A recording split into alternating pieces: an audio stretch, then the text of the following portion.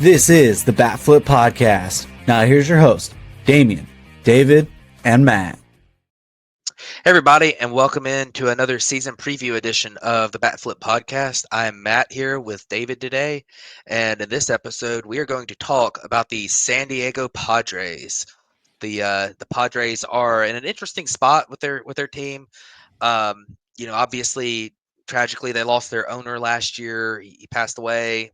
They've had a little bit of an ownership spat between people trying to take control of the franchise, and this is a team that had signed a lot of really big long-term contracts over the past few years, and they're in a very interesting spot with those contracts where, those players are starting to age a little bit, and they are still good right now, but there's not too much.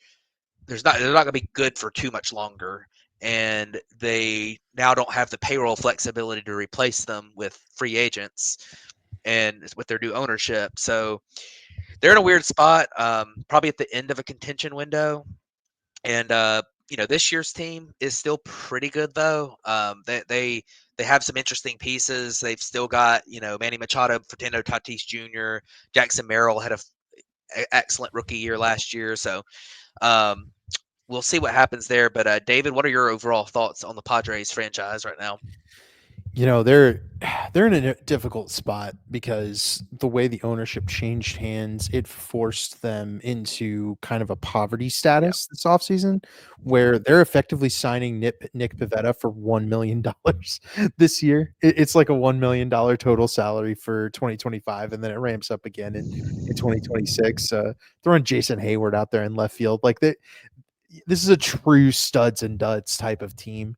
If you there's a whole lot of holes on this roster where we talked about the Cubs recently. We've also talked about like the Guardians and some of these other teams that are very complete. And you look at this Padres team, it's super incomplete. There's all kinds of holes, but the good parts are so good that they might outweigh the bad. And I think that's what makes this team really interesting to follow this season. Yeah, absolutely. So I guess we'll start off by addressing what they did this offseason, which is not fantastic, but they did do what they did do some things. They did what they could given the payroll flexibility that they had.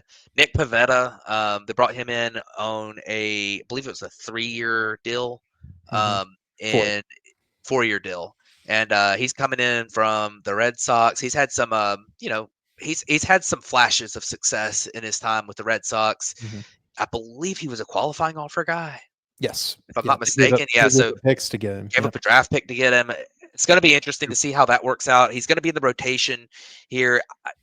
When he was with the Red Sox, he did a little bit of rotation, a little bit of bullpen. So we'll see if Nick Pivetta is able to finally put it together with the Padres. Jose Iglesias, they brought in. He's actually a non-roster invite, but it looks like he's probably going to be on the big league roster. Had a pretty good year last year for the Mets. Jason Hayward, veteran outfielder, they brought him in. Probably going to platoon in left field. So kind of those veterans that they're bringing in for really, really cheap. Give them a chance, see if they can catch lightning in a bottle. They brought in Kyle Hart, who came over from I believe Red the Sox. KB.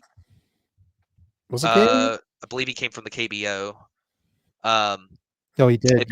Okay. Yeah, they brought him in as a free agent. It looks like there's a chance he starts off in the rotation. So that'll be very interesting if he does. Connor Joe is going to platoon with Hayward, I believe. Ron Marinaccio. That's the one.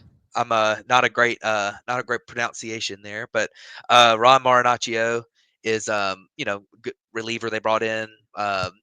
Gavin Sheets, another free agent they brought in from the White Sox, probably not going to amount to too much. Yuli Gurriel they brought in, so he's still around. And Martin Maldonado, for some reason, they brought in. I guess he's probably more of a spring training third catcher that's got some, he's got some veteran leadership there. But I mean, David, I guess this whole offseason kind of comes down to, do those two veterans and Jose Iglesias and Jason Hayward work out and have a little bit of a bounce back year for Hayward, or if with Iglesias repeat what he did last year, and then also with Pivetta, is he going to be able to slot into the rotation here? Yeah, I don't believe in Hayward, and Iglesias was kind of the kind of the bench guy for the Mets, where he filled in for Jeff McNeil when he was hurt, and then he filled in when Vientos had to go over to first, and the DH, and so he played some third. And he's filled in at short when Lindor went down at the end of the season. Like, I, Iglesias can be a starter, I think, but he's usually good for 1 to 2 WAR, right? Like that's kind of been his entire career. Is this cheap, 1 WAR guy coming off the bench or playing, good shortstop? He's not a team savior. He's not going to change any outlooks for your offseason. Connor Joe, really good against the Cubs, not very good against anybody else in his career. But I think he'll probably platoon with Hayward there in left field, and that'll be an interesting platoon, I guess. We're going to talk, I think, maybe tonight, but you guys will see in a couple of days about a far more interesting platoon over in Texas with Jock Peterson. So it's one of those things where in order to platoon effectively, you have to have somebody beat who's like really, really good against one-handed pitching. They got 2 guys who are kind of mediocre against all-hands pitching, so it doesn't reek of an effective platoon, right? Luis Arias really can't play like a defensive position, so I think they're probably gonna need a first baseman if Cronenworth plays second base. Fangraphs has Iglesias playing second base. We're not entirely sure what's going to happen here. I kind of think Gavin Sheets is going to make the team. He hit 3 spring home runs, left-handed bat. He's got a little potential. I do think he might be like the best of this ads group. I don't believe in Nick Pivetta for what it's worth. Also, I think he's the kind of guy that is always a flash that you're like, well, maybe there's something here, right? There's always a little bit more, but then you're also overlooking the results, which are Pivetta gives up a lot of home runs. He just gets hammered all the time. And he has really good starts, right? He'll have flashes, he'll have 10 strikeouts in 6 innings, and you'll be like, whoa, this guy's really good. And the next start, he'll go up 3 or 4 home runs. And it's like the lack of consistency there, going to keep him in that 4 starter role. That can work for what this team needs, but it's not going to be the savior or the really good starting pitcher that we were kind of seeing when he declined that qualifying offer at the beginning of the offseason. Yeah, for sure. So moving on, we'll look at the subtractions real quick. Jerkson Profar has moved on. Ha-Sung Kim has moved on. Tanner Scott moved on. Now, he was only there for a half a season, but still. Kyle Higashioka is now with the Rangers. Donovan Solano is gone.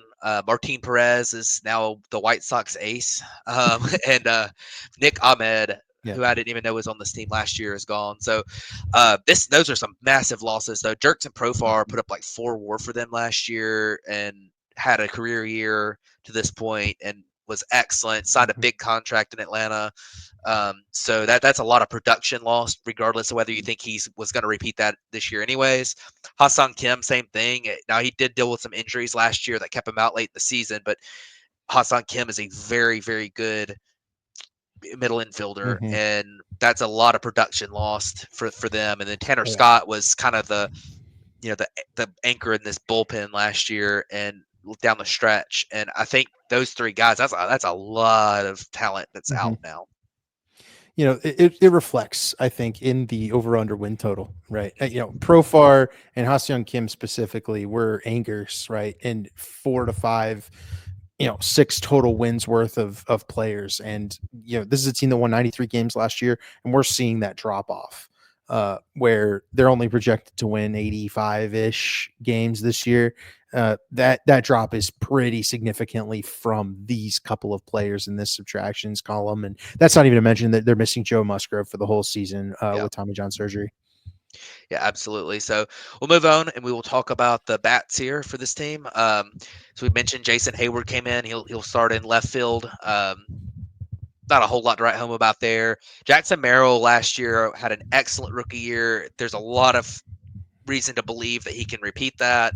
Play very good center field. Definitely a lot to like there. Fernando Tatis Jr. in right field, excellent. Obviously he's transitioned really well to the outfield from shortstop. The bat is still very good, and probably had a down year last year compared to what most years are going to be for him. We got Manny Machado at third. Manny Machado is one of those guys. He's about to be 33 years old. He's still very good. He had a good year last year, especially late in the season. We'll see if he's able to continue and not decline at all as he gets into his mid 30s. Xander Bogaerts at shortstop, dealt with injuries last year. Still a pretty consistent bat. Gets on base. Not a lot of power at this point, and probably not worth the contract he was paid. And then we mentioned Jose Iglesias is currently listed as their second baseman. That's kind of up in the air. A bunch of different guys could take that spot. Jake Cronenworth being one of them. He's listed as their first baseman. Guy who feels like his value is kind of wasted playing first base because he was a pretty good second baseman when he was playing there consistently. And I mean, he's not really a power bat. He's going to hit. He's going to get on base pretty well, and he's going to hit for a little bit of power, but he's not your typical first base 130, 140 WRC plus guy for a really good first baseman. So definitely, would like to see him be able to play second more. But you got Luis Arias at DH. He could play in either of those positions, second, first. He's not very good at either one of them, but I mean, if Iglesias is not hitting, then he might end up playing second or playing first and Cronenworth play second, something like that. Have somebody else DH. And but he's interesting. I think we've always had a little bit of a disagreement on how good he actually is, because I don't think he is. I think he's fine, but I don't think he's this like elite bat, and a lot of people do because he hits for high average, but he doesn't get on base at a high clip compared to like when you factor in the average being so high, you would think he's got 450 on base percentages or something. Well, he's got like a sub 400 on base percentage for a guy that hits for no power. So definitely interesting player though. And then you've got Elias Diaz, former All-Star Game MVP Elias Diaz, somehow behind the plate, and that is not great. So David, you mentioned in their intro there, this team has a lot of they've got star power, and then they got holes all over the place. So I guess out of the three holes, you got left field, second base, catcher. Which one do you think they're able to solve? And then out of the stars, which one do you think is the most likely to carry them? Well, let's start with the star that I think is most likely to carry them. I think it's going to be Tatis. The projections are showing that, and these are pulled drip straight from the Fangraphs projections. For Tatis being projected for 6 WAR, it's been a couple years since he got to 6 WAR. I think 2021, maybe 22 is the last time he got a 6 WAR. Yeah. That's a hefty projection. And I like Tatis. I don't think I'd have him marginally different than Kyle Tucker, whom we just did the episode for the Cubs. That 6 projection is a lot of confidence from the projection systems, and Fernando Tatis Jr. says a lot about what they believe he can be. I think that's that's certainly something that we shouldn't overlook, right? I think Fernando Tatis Jr. is an immensely talented baseball player, certainly someone who can carry this team. The other guy I want to call out for the Stars, though, is Manny Machado, and that's future Hall of Famer Manny Machado, because if he's going to keep hitting home runs, and he's going to start getting to some pretty insane totals, hopefully, if he keeps bashing out 25, 30 home run seasons for another couple of years. Still plays good defense over at third, too. 4 win projection for Manny Machado is really good. He tends to kind of go in cycles, in season cycles, where he has a good season and a bad season. So hopefully this is one of those good seasons where he's up. The position I think that the Padres can solve is second base. And you kind of mentioned it. I think that the solving of second base is involving moving Cronenworth over to second and pulling either Gavin Sheets, Yuli Gurriel, Campusano, maybe putting Arias maybe at first base, something to get a first baseman in there that can just focus on mashing. And Gavin Sheets is probably the best option. Maybe Connor Joe too, if he's spent, maybe gets on a hot streak and spends less time in left field. I think that's the easiest one to solve because you have Jake Cronenworth, who can play second base, probably should be playing second base. It's just disappointing that this team wasn't involved in more of the free agent skirmish. I think they could have been a nice player for Pete Alonso. Could have been a nice player for a number of those free agent catchers that we talked about. Obviously, they lost Kyle Higashioka. This is just it's just a frustrating look because this is a team that won 93 games last year. They took the Dodgers to 5 games in the division series. They could have been a big time playoff threat, and they just weren't able to finish off that game 5. Yeah, and I want to mention one more on Fernando Tatis Jr. Mm. Last year, he really underperformed his expected numbers Yeah. by Statcast data. So that's definitely something to look for. In fact, his hard hit rate rebounded to his elite rates from a few years ago last year as well. Mhm. Maybe another year removed from the injuries he had and all the issues he had will do him good. And also, you mentioned Manny Machado with his good, bad, good, bad. His bad years are still good. I mean, Mhm. he's still a Yeah. 3 to 4 win player in his bad years. So honestly, I'm not sure that even really matters that much. But looking at their bench, you got Luis Campusano still there. He was a former top prospect who just hasn't really panned out, especially just defensively behind the plate. We mentioned Connor Joe will be a platoon somewhere, most likely. Eguy Rosario is a guy, I guess. No pun intended. Um, Tyler Wade and Gavin Sheets are there as well. Tyler Wade, and that he's been around a while, and I, I don't have a ton of confidence in those guys.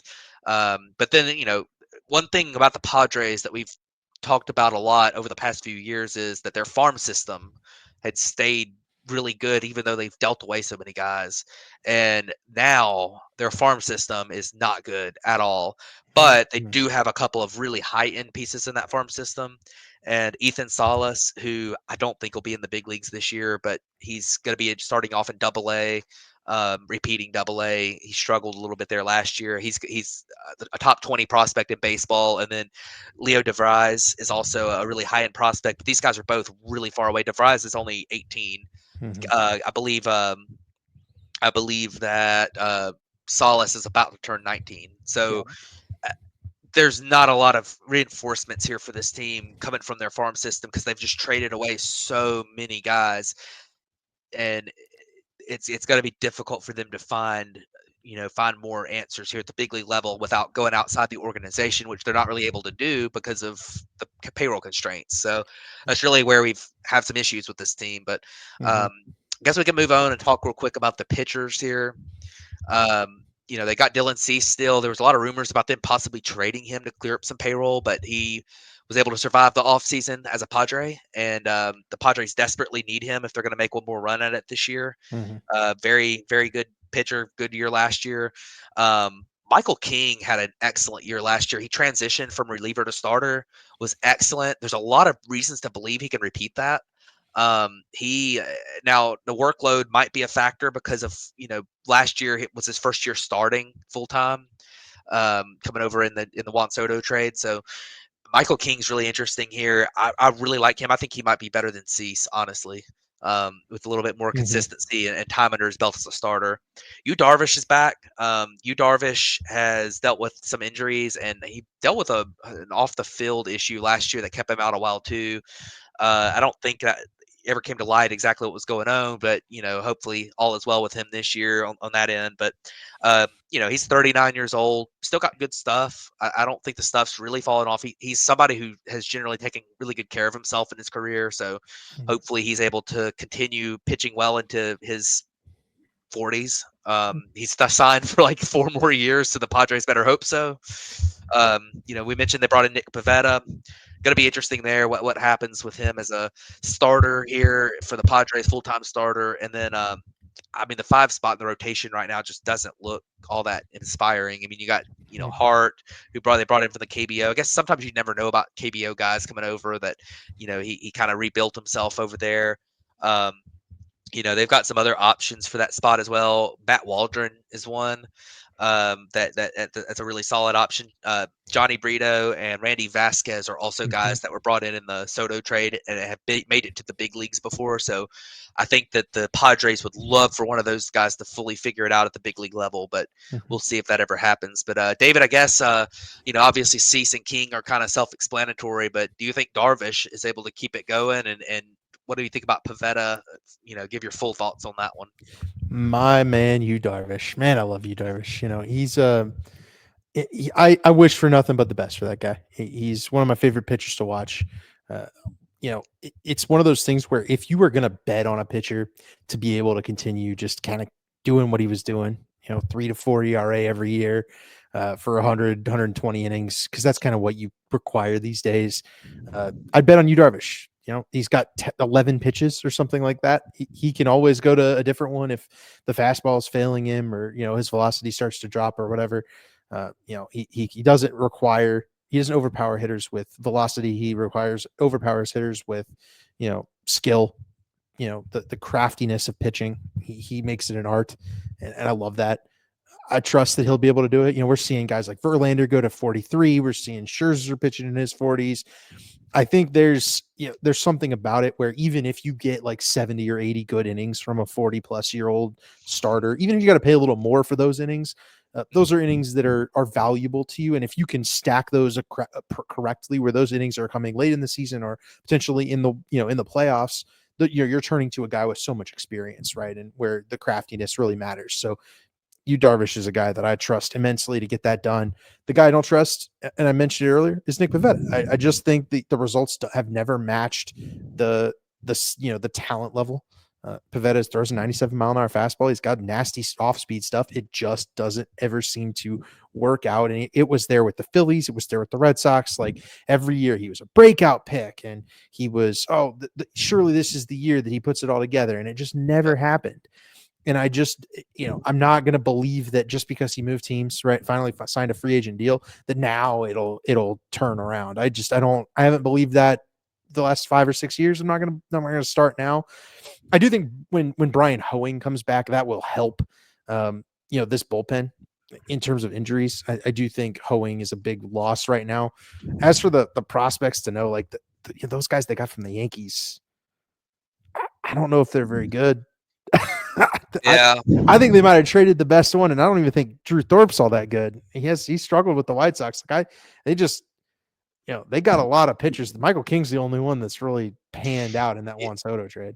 yeah, and I want to mention the prospects too. They traded like 2 or 3 pitching prospects in the Tanner Scott trade last year, and I wasn't a huge believer in any of those guys, but they all were pretty high ranked prospects. So, that's the kind of stuff that's happened to this organization where they've operated like the New York Yankees while being a mid market team, and now they're gonna, face the consequences of that. But looking at their bullpen real quick, they've still got a pretty decent list of relievers here. Mm-hmm. You got Robert Suarez, Jason Adam, Jeremiah Estrada, Adrian Morejon, Yuki Matsui, Alec Jacob, Wandy Peralta, Ron Marinaccio.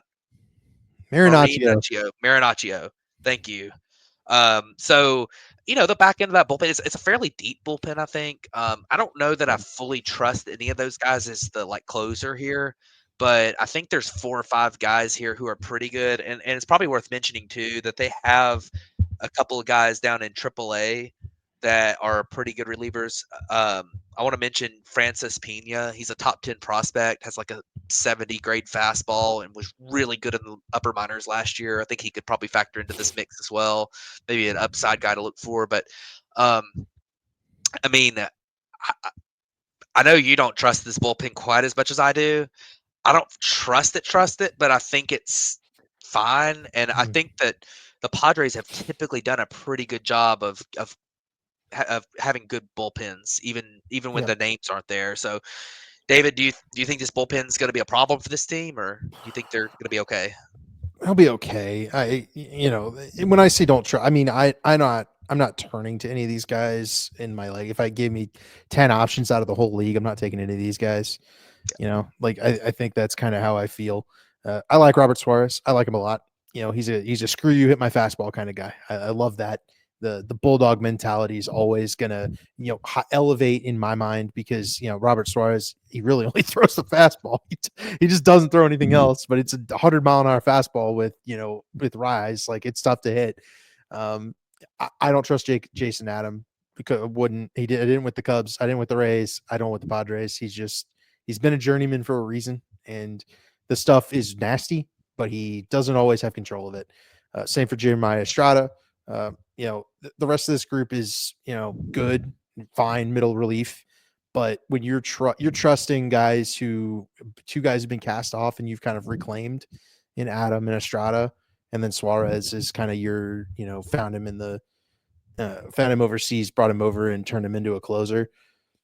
guy, that it's all homegrown, right? Effectively, because they've reclaimed these guys, but they have to maintain them. And with all the turmoil around this team, I have absolutely no idea if they'll be able to maintain what they did last year. I think Suarez does, but I'm not trusting Estrada to Yeah. repeat what he did last year. That's for sure. Yeah, I'm with you on that. So I guess with all that being said, we can move on and look at the outlook here. The 2025 outlook, they have an over-under win total of 85.5. So David, do you take the over-under on that? I'm going to take the under. I'm sorry to the Padres fans, and I will apologize to especially our biggest Padres fan, Damian Leininger. But I when I say under, I think an 85, 84 in there in terms of a total win column. They're not gonna win a whole lot of games against the Dodgers. And I think I like the Diamondbacks a little bit Yeah, better. I do too. Going into this year, it's just a better team. Giants are probably, I'm indifferent on compared to this team. And I think I picked the Giants under as well. It's just I'm expecting the Dodgers to bank a lot of wins against this group and drive their win totals down a little bit. But last year, these teams all won in the 90s or like 89 games. So, I'm going to take under. I think this is just a worse team than it was last year. They're going to need some Herculean performances. I think that's possible from the group they have to get some MVP level performances from Tatis, from Merrill. We didn't really even talk about Merrill, but that's a really, he's really skilled. I don't know if I expect him to repeat that. And I'm not going to go on a limb and say, yeah, Jackson Merrill for MVP next year, because it's his first year playing center field and he graded really well there. How do we understand that without another season under our belts? So I'm waiting to see on Merrill, I'm waiting to see on this team. I think they're going to be right around this over under. If you're betting, I wouldn't bet on this because I don't know where it's going to be, but it's going to be around this, right? 84 to 86 in there. And I'll take the under, given that I think it's just under. Yeah, I'm definitely going to take the under here, and I don't think it's going to be very close. I really don't believe in the depth of this team. They are 1 to 2 injuries away from being an absolute disaster, and I think that they're going to be far enough back at the deadline. They're going to ship off Cease at the deadline. Yeah. That's going to be an even bigger hit for them. They could ship off King too, or and potentially King. Yeah, I mean, I think they're going to end up being a team that sells because they're not going to win the West, and I don't think they're going to be second in the West either. I'm with you on the Diamondbacks, and I don't think if you're not in the top 2 in the West. I mean, you look at the teams in the NL East this year. There's going to be 3 playoff teams from the NL East, and then the NL Central might have 2. Yeah. So I mean, you're looking at like you might be the second team in the West might be in the playoffs, and right. I don't think that. I'm just not a huge believer in this team. So, gotcha. I'm going to go the under and by a pretty good bit. Their odds to make the playoffs are plus 110. That would definitely be as a wild card if they make it. The odds to win the NL West are plus 1,000 because everyone thinks the Dodgers are going to win, which they probably are. And the odds to win the World Series are plus 2,800. I guess if they are able to stay healthy, they do have a pretty good top end of their rotation, right. And they have the stars to be able to advance in October if they make it. But as I mentioned, it's going to be wait and see if that happens. So, David, any final thoughts? I mean, you summarized it pretty well, but yeah, I think this is a dangerous team if they stay together and find a way to acquire some additional pieces to fill those holes. But they're going to have to get really creative. And it's not a path that I foresee. It is, however, possible. And that's why their odds are the same as some of these other really good teams that we're doing in this group. It's because this is still a group of good players. Yeah. Tatis, Merrill, all these guys, they're really skilled. But like you said, right, it's going to take a lot of that to come together for them to see success this year. And it's a lot more likely that we see them selling at the deadline. Yep, absolutely. So thanks everyone for watching. Don't forget, like, comment, subscribe, and we will see you on the next one.